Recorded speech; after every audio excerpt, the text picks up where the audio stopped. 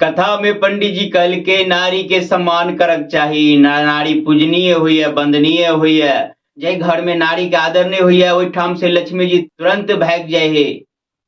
ई कथा आयोजन एगो विशेष संस्था द्वारा रहे, गामे के चौक पर आ गामे के वक्ता रहे से कहते रहे।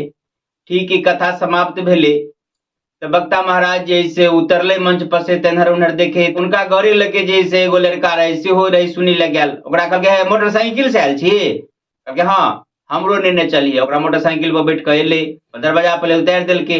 वक्ता महाराज कल के अच्छा रुक ना, आप चाहता पी लिए तो जी है। अंगना से वक्ता महाराज के कनिया जी से देखल के निकले दल के हाँ हाँ आओ ना, घर में मुंह में ध दी छी। भगल भाषण कैल पेट तो उन्हें भरे गल है भाषण से ने खेबे ने देख वक्ता महाराज अपना कनिया पैंत नहीं घुमरे आई सारा करे चुप रहो।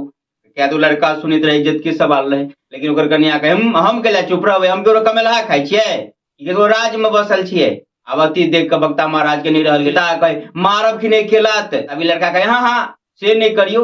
वही कहलिए ने जैसे कथा में जेठाम नारी के समान नहीं तो ठाम से लक्ष्मी जी तुरंत भाग जाते, तेना में तो हाँ ओठाम से तुरंत लक्ष्मी जी भाग जात।